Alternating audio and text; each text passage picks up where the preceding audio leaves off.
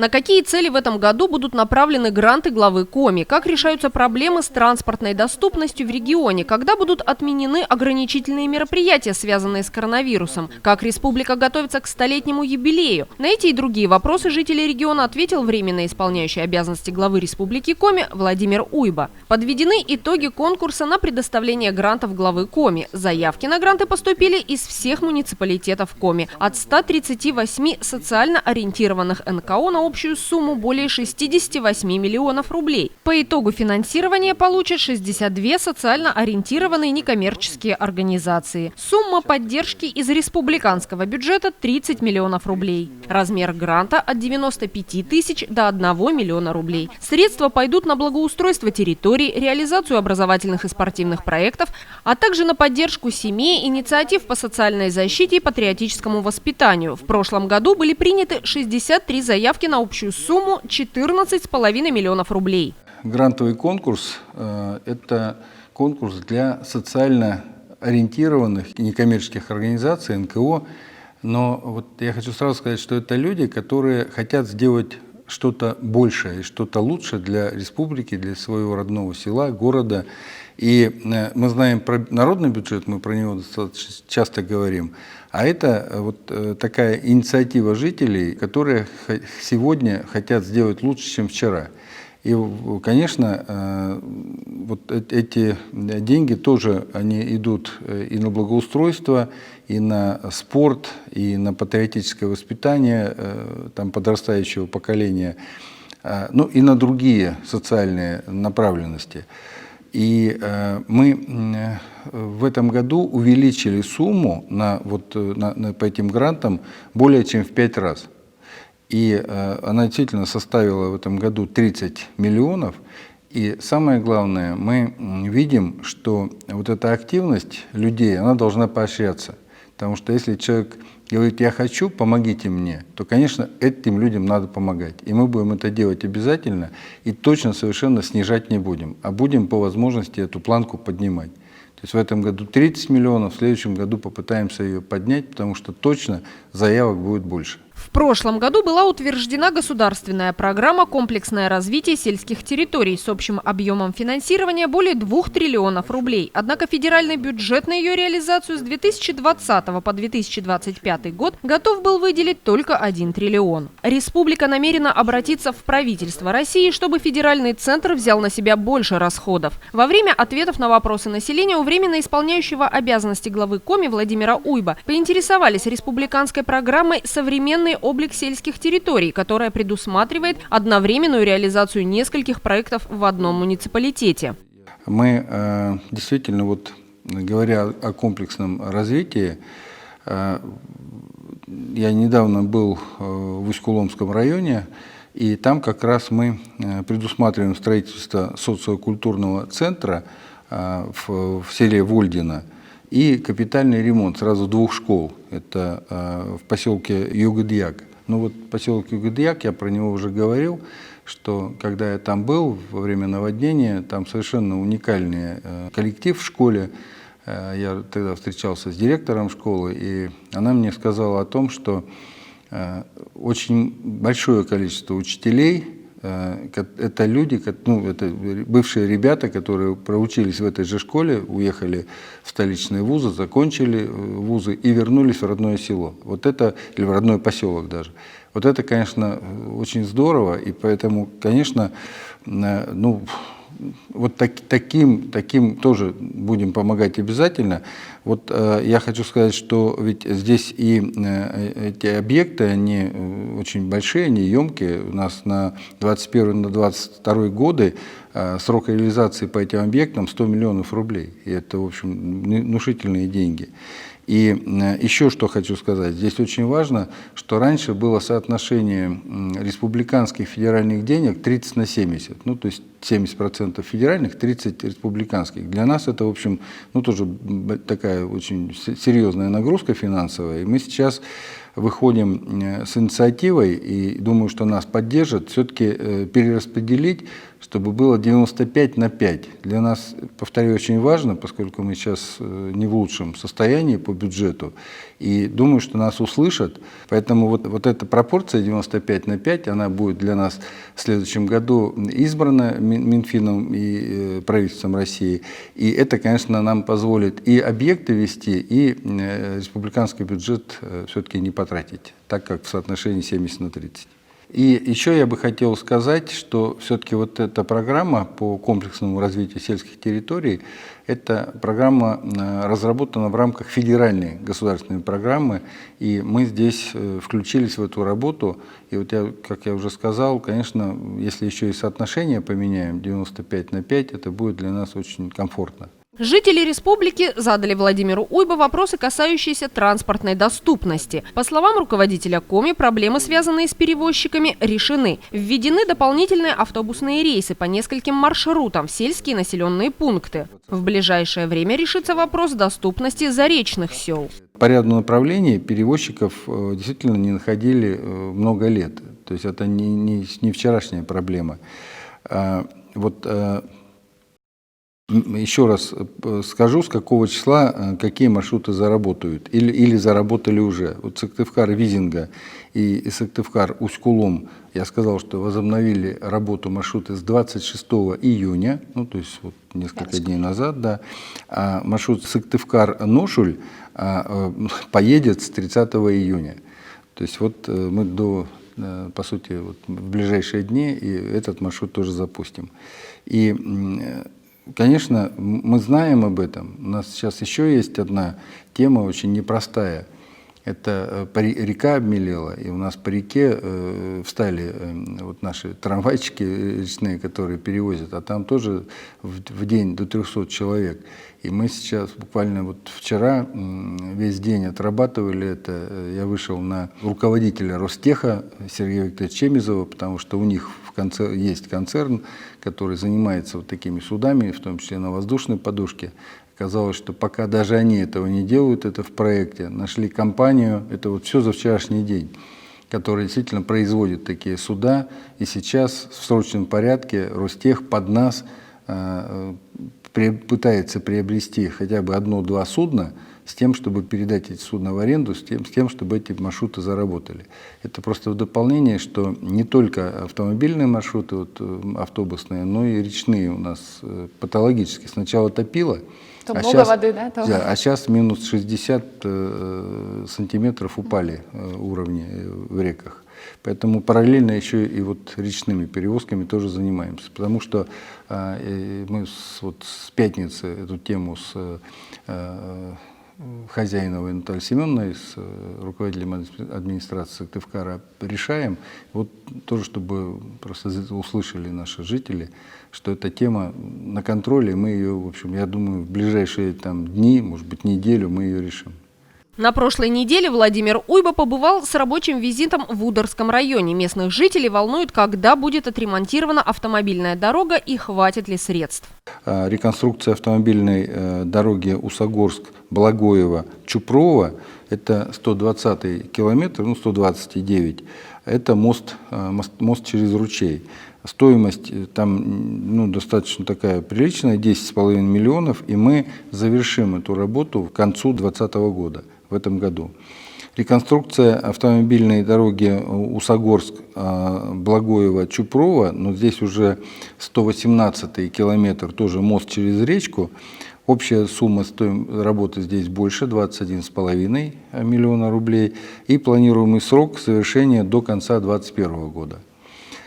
Кроме того, в этом году будет еще закончена где-то сентябрь-октябрь проектно-сметная документация по ремонту участка Усогорск-Благоево, уже следующий участок 24-41 километр. Вот там очень большой объем денег, и тем не менее эти деньги предусмотрены. Там 430 миллионов рублей. Вот за эти 20 километров, потому что это сложная дорога, там сложные участки. И здесь, конечно, как только будет проектно-сметная, деньги мы поставили уже на этот участок. И сразу после ПСД мы запускаем в работу, поэтому до конца 2021 года, думаю, что тоже этот участок выполним. И также до конца 2021 года еще будет проведен ремонт одного участка. Это Усогорск, Благоево, Чупрово, но уже на участке с 0 до 24, там с 24 по 41 километр, здесь с нулевого до 24. Здесь стоимость работ 72 миллиона рублей. И, в общем, мы тоже ее до конца 2021 года, эту дорогу, должны закончить. Республика Коми готовится к столетнему юбилею. По мнению Владимира Уйба, этот год должен стать поворотным в жизни региона и запомниться не только праздничными мероприятиями с фейерверками, но и реализованными проектами и строительством новых объектов. С удовольствием расскажу, потому что я и на этом совещании, на первом мы проводили первое совещание с муниципальным округом город Сыктывкар. И это понятно, мы начали со столицы, потому что самый большой объем там будет и мероприятий, и вложений. Вот. А вообще будет 8 таких совещаний. Мы проведем со всеми муниципалитетами. Ну, я сказал вообще о том, что вот нам всем, живущим в это столетие, удивительно повезло. Потому что, вот представляете, сколько людей там до нас работали, да, по каким-то причинам там уехали или там даже кто-то не дожил, да. А вот мы, люди счастливые, мы будем готовить столетие республики. Потому что следующее столетие, понятно, что, ну, хотелось бы, конечно, до него дожить, но, наверное, все-таки сложно будет, даже с нашими технологиями современными. Поэтому, что самое главное, вот какую мысль я на этом совещании хотел донести и сегодня до наших жителей, в том, что, конечно, любой праздник запоминается тем, что это яркие должны быть события, это должны быть какие-то там представления, театрализованные постановки, да, там, фейерверки. Это, конечно, здорово, но это проходит. Праздник. Да.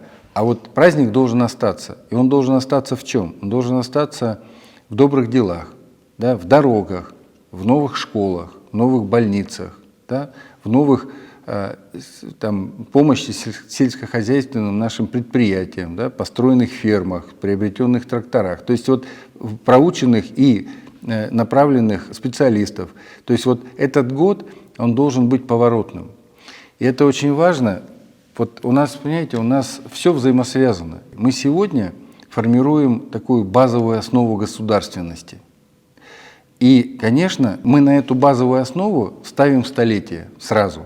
И если сегодня мы вот эту базовую основу поддержим, то, конечно, мы и на столетие выйдем очень достойно.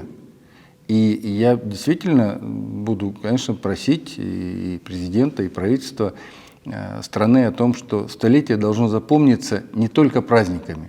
Безусловно, праздники должны быть, но оно должно запомниться. В Сыктывкаре это набережная, да, вот я сказал, там в Усть-Цильме больница новая, да, там в Ускуломе школа отремонтирована, ну и так далее, дороги, вот, те, о которых мы с вами говорим. То есть в этот год должно быть максимально сделано с заделом на следующие там, 5 лет, с тем, чтобы было понимание, что вот столетие, и мы от него дальше пошли вверх. Завершая отвечать на вопросы жителей Коми, Владимир Уйба рассказал о ситуации с коронавирусом в регионе. Неблагоприятная эпидобстановка сохраняется в Воркуте и Усинске. Это опять вахта, которая заехала, была в обсерваторе, и в обсерваторе загорелась.